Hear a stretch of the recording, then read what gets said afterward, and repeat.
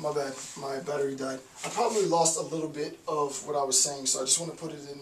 I want to put it in context because anytime the battery dies, like maybe 30 seconds, a minute of whatever I said after gets lost for some odd reason. So I don't know what the last thing was that I said. Basically, what I'm saying is what Nietzsche is attempting to discuss is the fact that socialism sucks for all the obvious reasons, right? We recognize that socialism, I think that's what I'm saying, we recognize why socialism is so bad, and I really don't need to get into that per se, because this is the end of the notes. Socialism sucks because socialism appeals to sort of mediocrity. It appeals, for Nietzsche at least, it appeals to mediocrity. It appeals to a sense in which the highest values become devalued. It appeals to the sense in which those things which are devalued become elevated, right? It is a regression because insofar as we embrace socialism, we're thinking about a sense in which all things are shared equally in parts, in a sense, not necessarily egalitarianism, but it's less about me and more about us. When the natural state of affairs is it's only about me.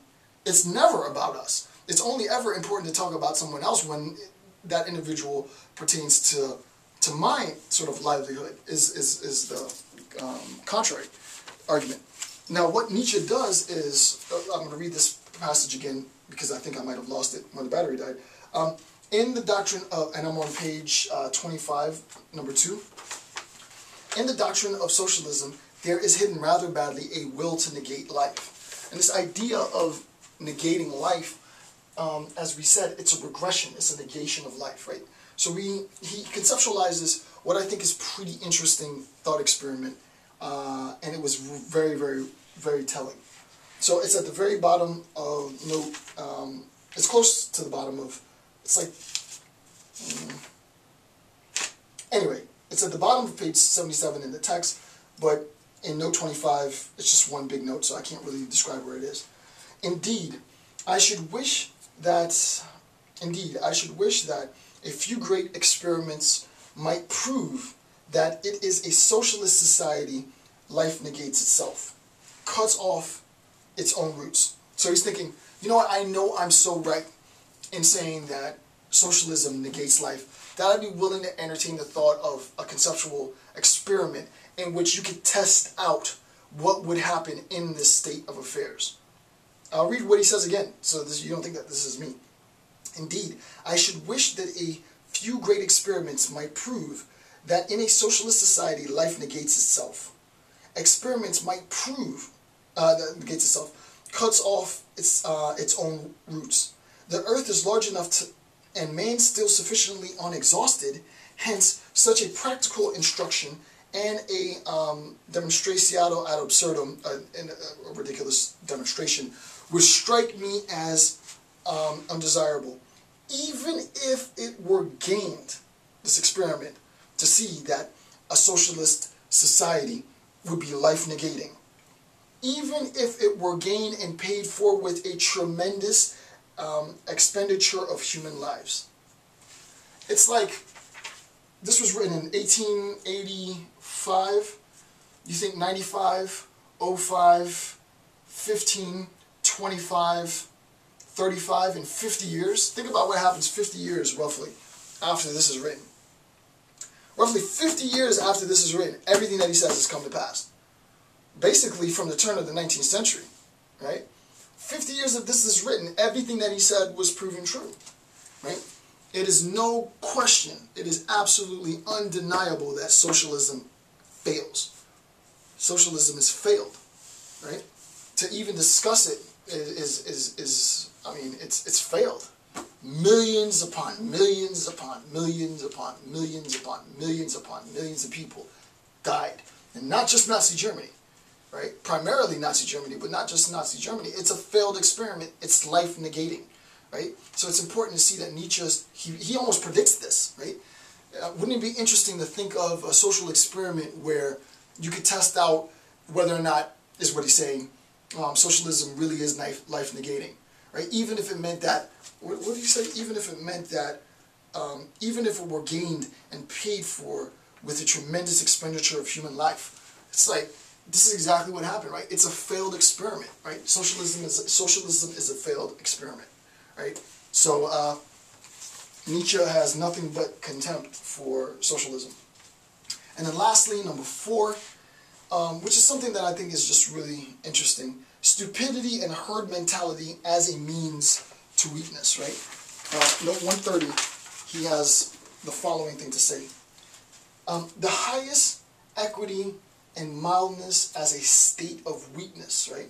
Sort of equity and mildness as a state of weakness. And at the bottom, he says, your equity, your high nature, impels you towards suffrage, universal, etc. Your humanity toward mildness, confronted with crime and stupidity.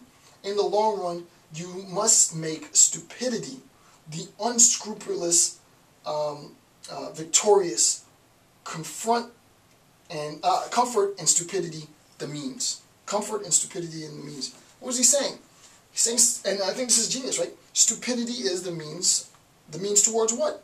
Towards weakness. First line. The highest equity and mildness as a state of weakness, right? Stupidity and comfort as a means to weakness, right? And I think that's really cool, right? If you want to talk about the function of stupidity,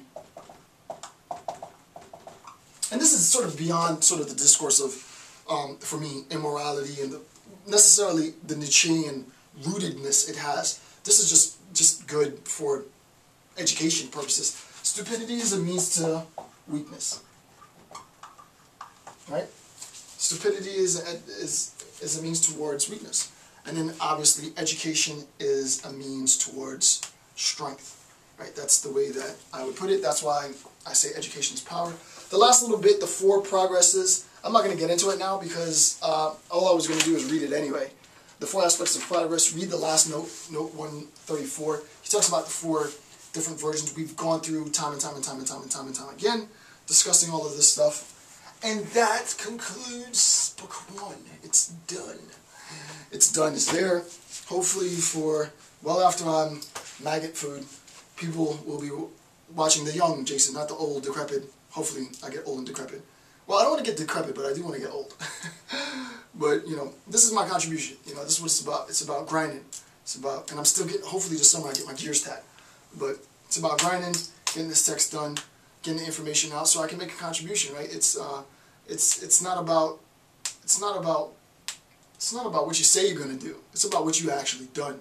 Actions speak louder than words. And I hope that my actions in the last 14 hours have 13, 14 hours, who knows how many hours it's been, but it's the longest lecture series that I have to date. And it's only going to get longer because I'm going to continue this, and 4 years only going to get longer, and it's all going to get better. And the discussion is including and enticing more people to philosophy, which is great. I mean, I'm a sacrificial lamb. I knew that from the beginning. It's not about my happiness or my comfort, because this is way bigger than I am. This is about getting the information out to as many people as possible, getting you guys reading again, getting you guys involved in the text.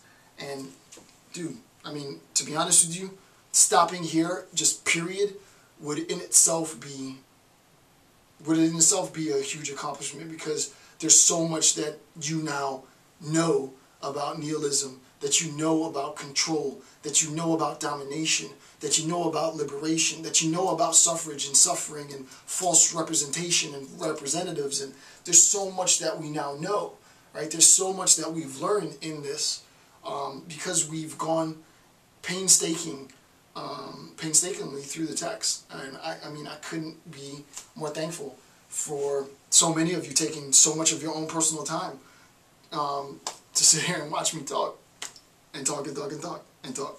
So that's it. That's the end of book 1.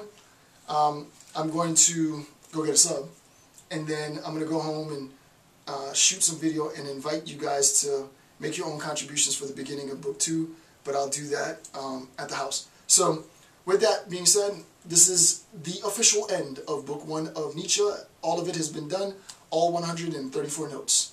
I want to thank you for taking the time to watch me. I'm Dr. Jason J. Campbell. Have a good day.